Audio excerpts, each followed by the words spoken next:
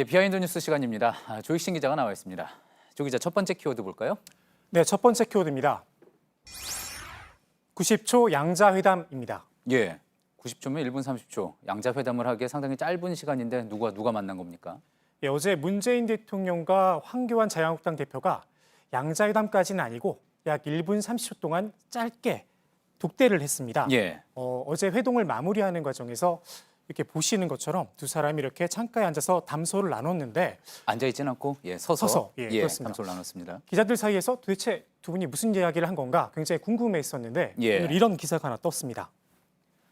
기사 제목을 보시면 문 대통령 황교안의 1대1 회동 전격 제안. 예, 그 짧은 시간에 문 대통령이 황교안 대표에게 조만간 1대1 양자회담을 하자 이렇게 제안했다는 보도가 나온 겁니다. 그동안 황교안 대표가 줄곧 문 대통령과 1대1로 영수회담 요구해 오지 않았습니까? 청와대 쪽에서 사실 거부를 했던 건데 문 대통령이 직접 1대1 기사대로 1대1 회담을 제안을 했다면 드디어 성사가 되는 건가요?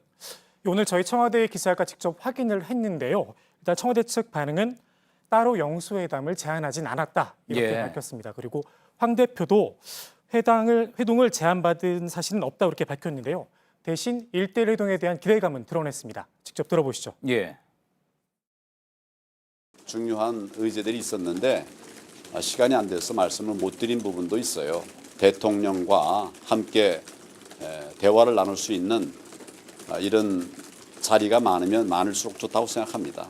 예, 결론적으로 기사 내용이 맞지는 않았던 거군요. 예, 그렇습니다. 자, 그런데 황교안 대표가 어제 시간이 안 됐다, 그러니까 시간이 부족했다 그런 이야기를 했습니다. 실제로 좀 이야기 나눌 시간이 충분하지 않았습니까? 네, 어제 회동은 오후 4시에 시작이 됐는데요. 저녁 7시쯤 문 대통령이 저녁을 먹으면서 더 이야기를 하자 이렇게 제안을 했다고 합니다. 다른 당 대표들은 모두 좋다고 했는데 황교안 대표가 일정을 이유로 거부를 해서 결국 불발이 됐습니다. 예, 이에 대해서 함께 참석했던 정동영 민주평화당 대표가 좀 쓴소리를 했는데요. 직접 들어보시죠. 예, 1년 4개월 만에 만난 자리인데 저는 유감을 표합니다.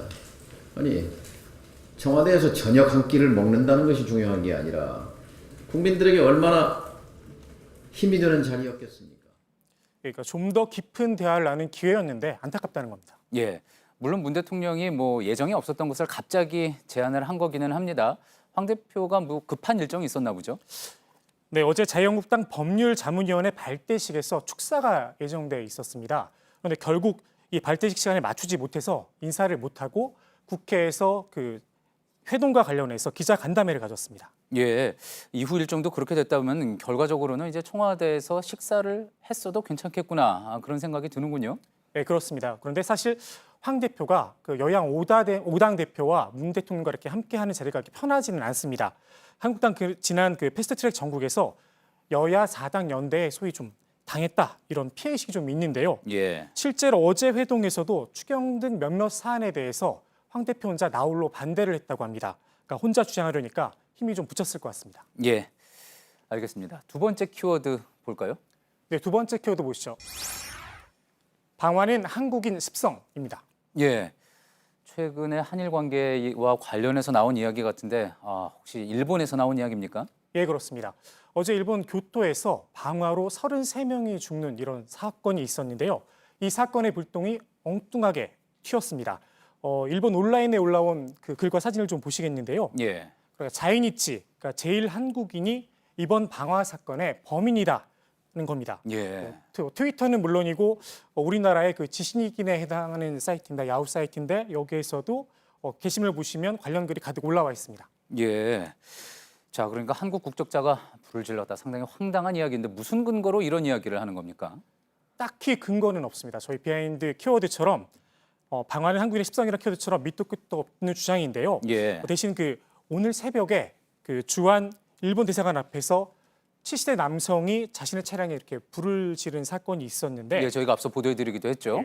이 사례를 가져다가 마치 교토 방화의 범인도 한국인인 것처럼 이렇게 가짜 뉴스가 나돈 겁니다. 예. 하지만 이번 사건의 용의자 잡히지 않았습니까? 그리고 일본인인 것으로 밝혀졌잖아요.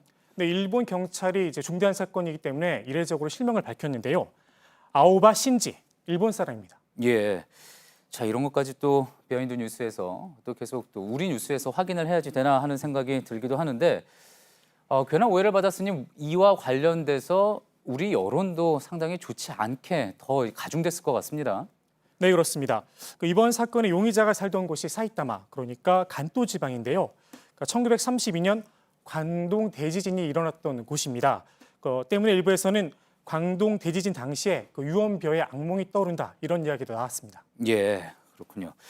자, 넷 우익, 일부 넷 우익의 이야기라고 믿고 싶습니다. 전체 일본 여론이라고 믿고 싶지는 않고요. 실제로도 그렇지 않습니까? 어떻습니까?